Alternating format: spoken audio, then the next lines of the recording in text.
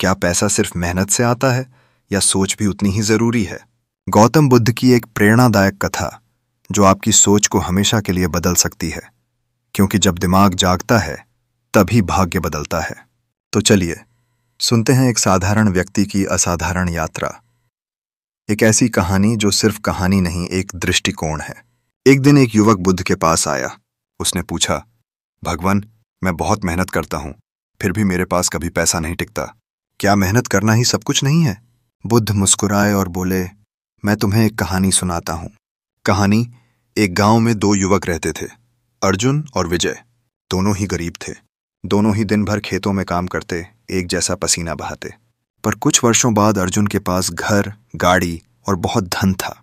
वहीं विजय अब भी दिन भर खेतों में मेहनत करता और रात को थका हुआ सो जाता।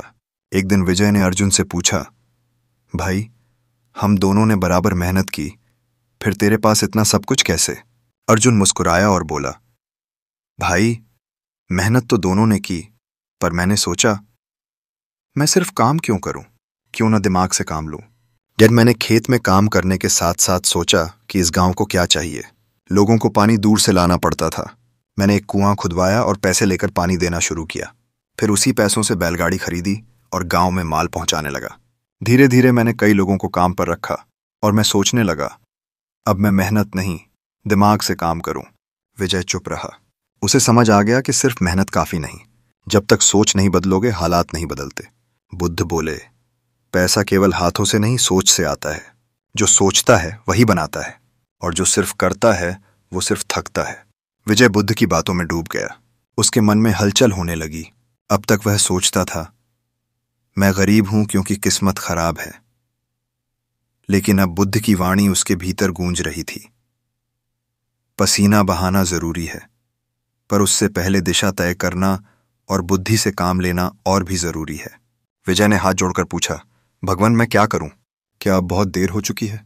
बुद्ध बोले, देर तो तब होती है जब तुम चलना छोड़ देते हो। अगर आज जाग जाओ तो यही सुबह तुम्हारी नई दिशा बन सकती है। बुद्ध ने विजय को एक और दृष्टांत सुनाया। एक व्यापारी था।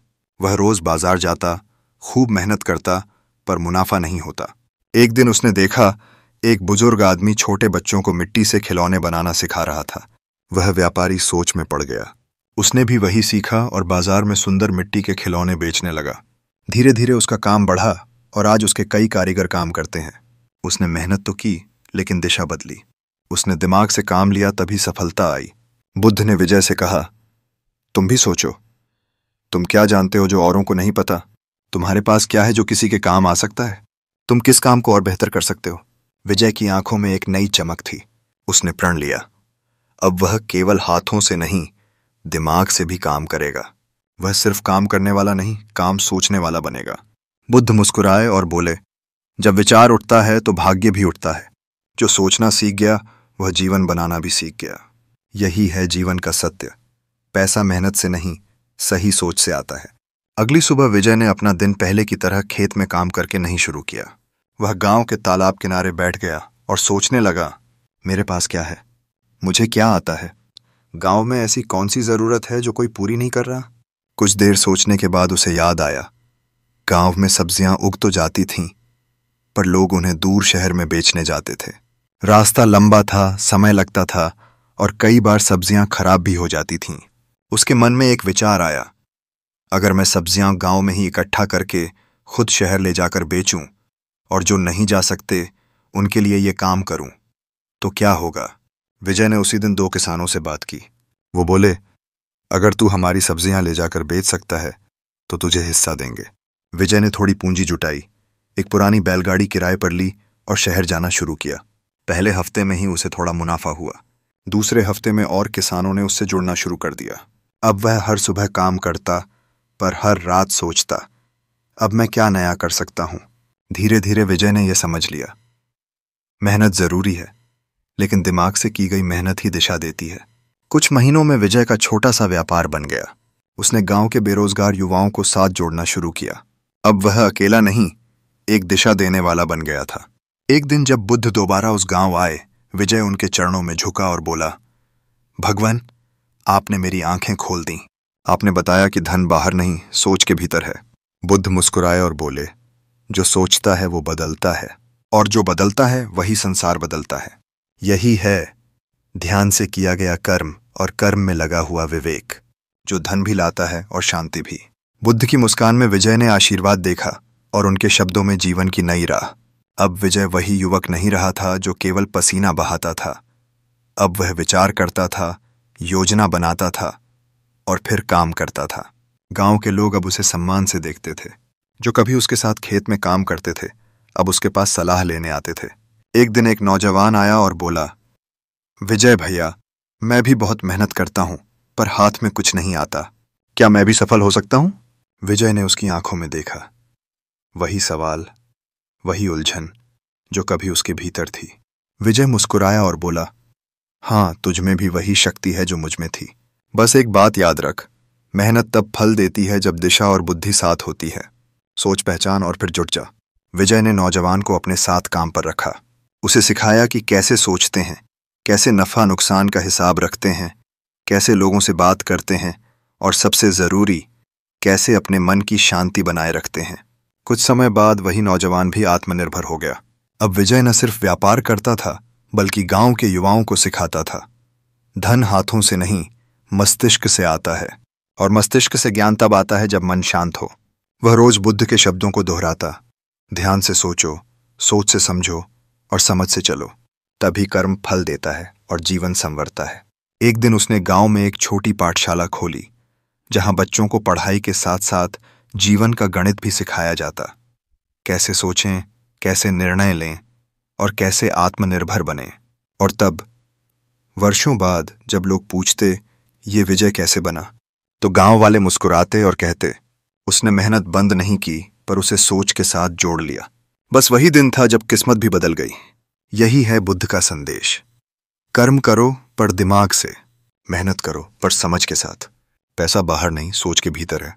विजय की कहानी अब गांव की सीमाओं को पार कर चुकी थी। आसपास के गांवों में भी उसका नाम होने लगा था। लोग उसे केवल एक व्यापारी नहीं, एक मार्गदर्शक मानते थे।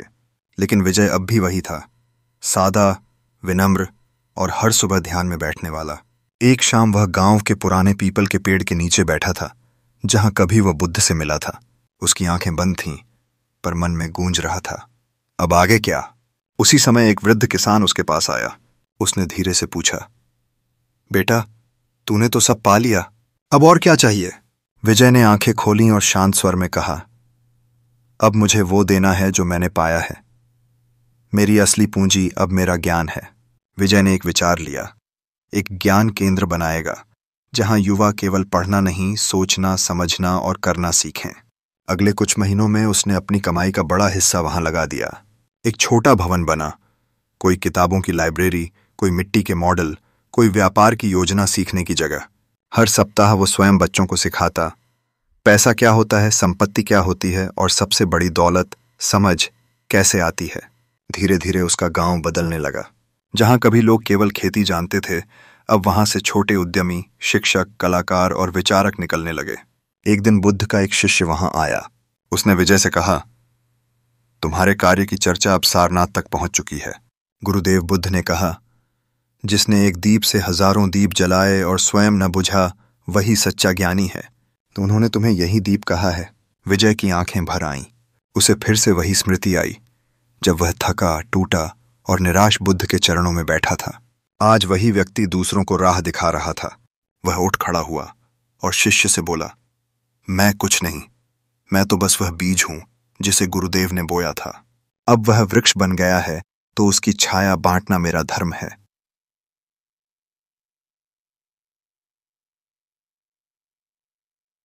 और यही अंत नहीं, यही आरंभ है।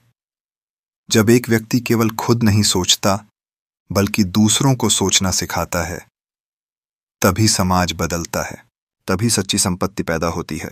बुद्ध का वचन जीवित हो जाता है। जब ज्ञान सिर्फ जिया नहीं जाता, बांटा भी जाता है।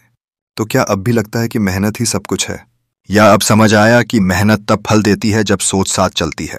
बुद्ध का यही संदेश है, पसीना बहाओ पर बुद्धि के साथ, क्योंकि सोच से ही संसार बनता है।